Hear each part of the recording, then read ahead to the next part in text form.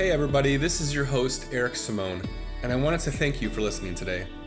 This podcast is all about life struggles and the relatable human stories that provide hope and encouragement to us all. You are not alone, and whatever you're going through in life, I hope this podcast uplifts you and encourages you to pursue Jesus and rest in his peace. My name is Kim, and I live in Roseville, Michigan.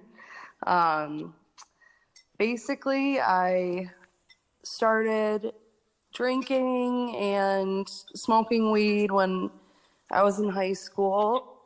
I was probably about 13, drank, and I never really fit in with the cool kids at school. I hung out more with the alternative kids, and I was pretty much bullied from elementary school up until high school.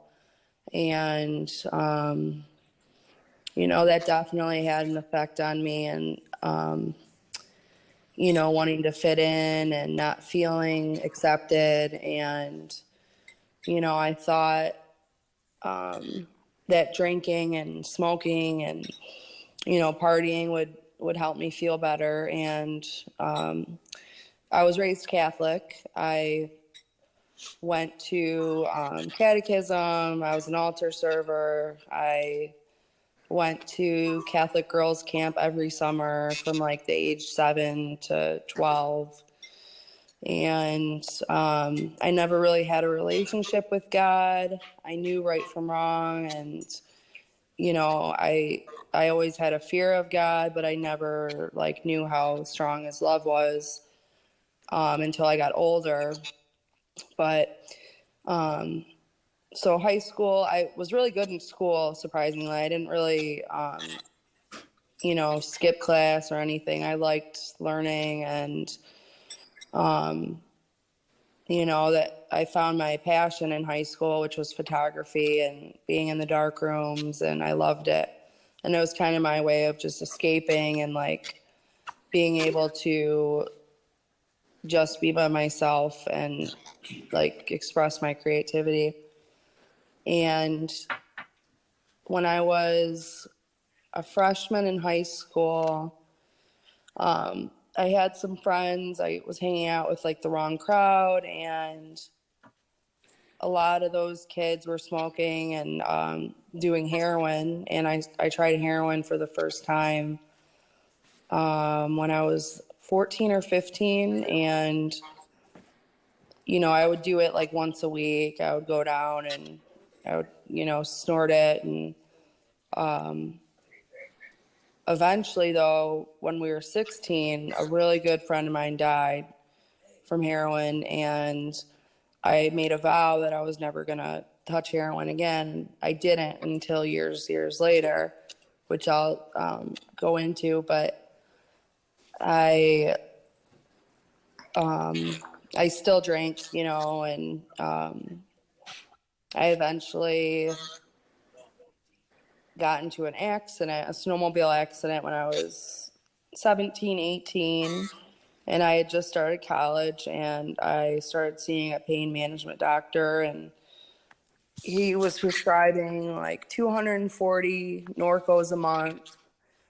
So I got addicted, and I went through college, and I knew I had a problem because I would try to stop, and I would get really sick, and it was horrible. By this time, in college, I met this guy, I started dating, and he was a Christian, and he was about 10 years older than me. I was 18, he was 28, and he went to my college, and we started dating. We dated for about 4 years, and he sort of reintroduced me to God and, Christianity. And it was kind of a bad relationship. He wasn't really emotionally or mentally mature. He, got a girl pregnant right before we started dating, and he didn't tell me about it until months into the relationship, and I was already in love with him. And it was a lot. It was a lot to deal with, and he was abusive mentally and physically. But I stayed with him because this was like the first serious boyfriend I had, and I really wanted to be with him, and I just dealt with everything else.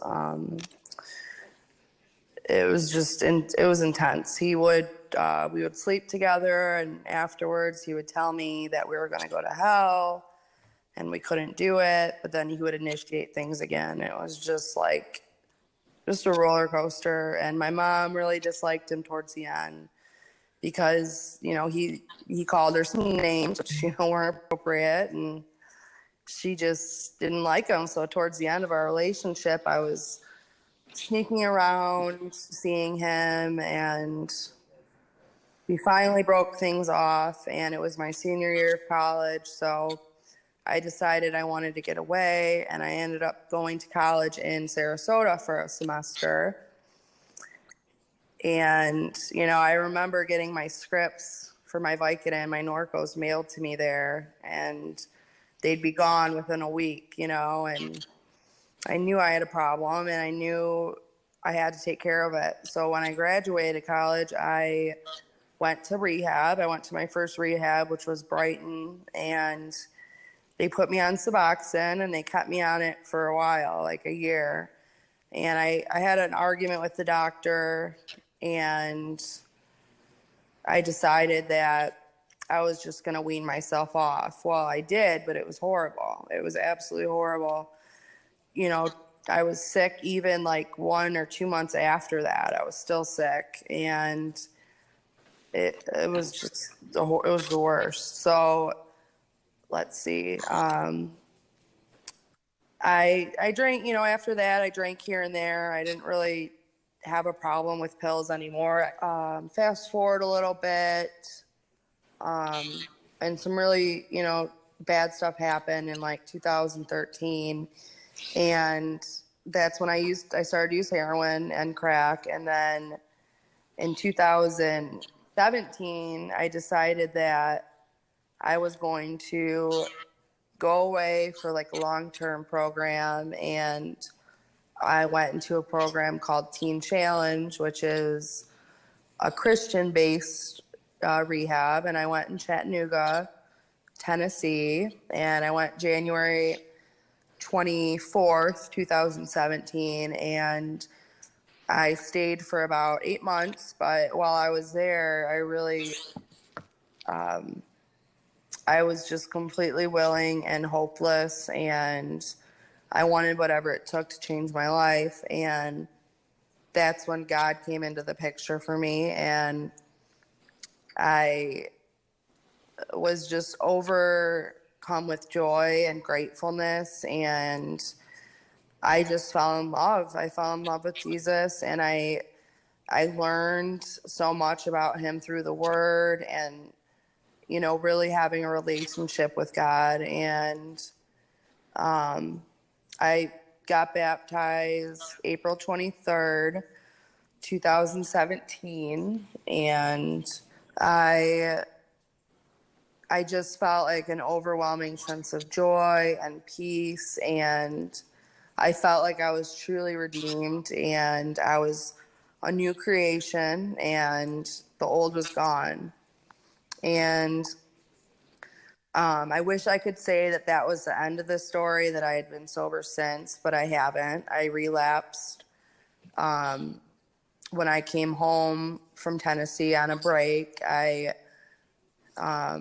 decided, the enemy was super strong, and I kept having dreams about using. And when I got home to Michigan, I used and I overdosed, and I totaled my parents' car.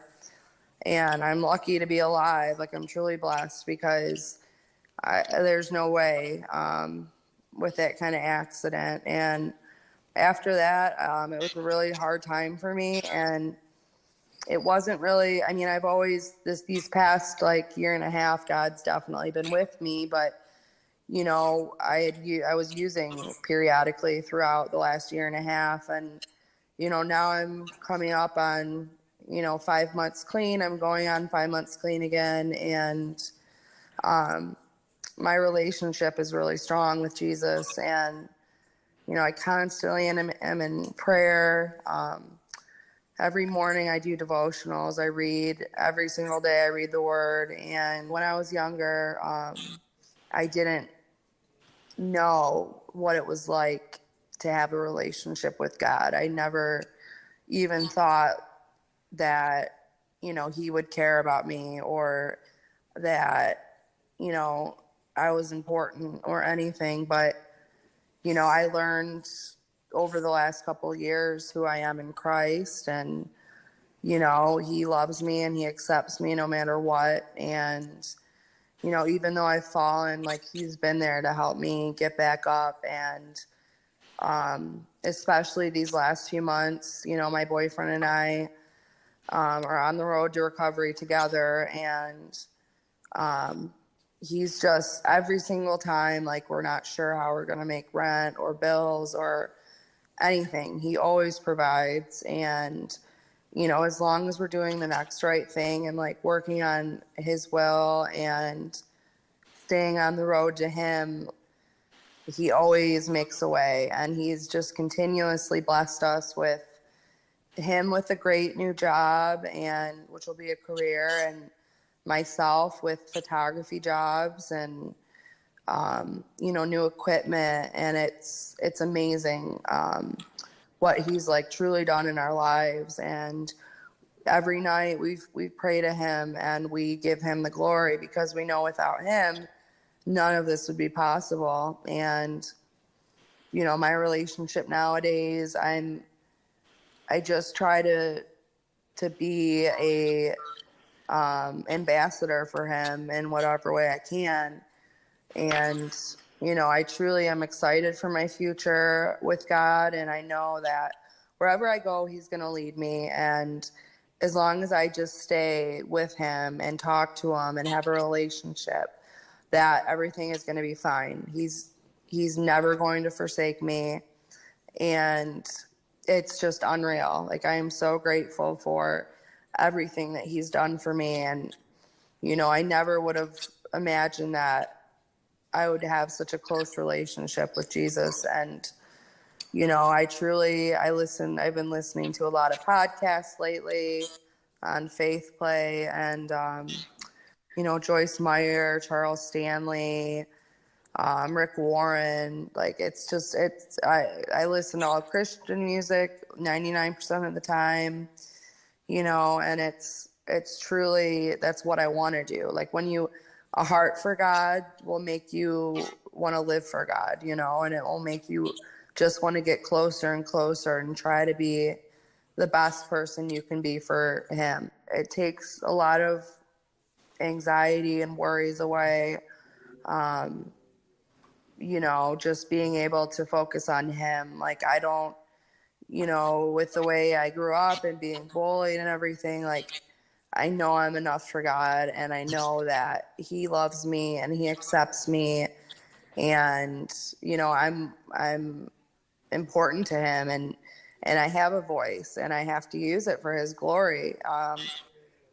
Drugs and alcohol, it's a total, tool of the enemy, and it's a stronghold, and it's taken out so many of my friends. It's unreal. I can't even tell you how many overdoses have been this past year and a half, 2 years.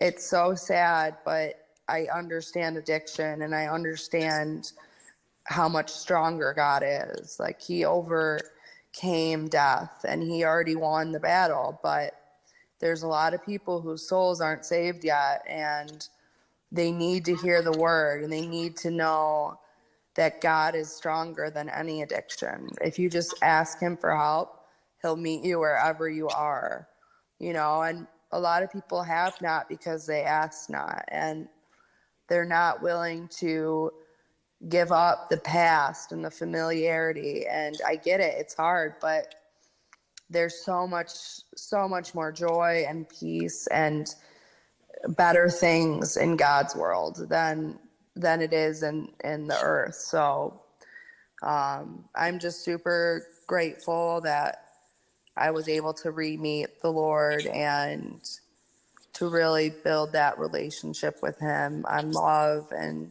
trust and honor. Thanks again for listening to today's episode. I hope this podcast has blessed you. Feel free to follow us on YouTube, Instagram, and Facebook and share with your friends and family. Till next time, and God bless.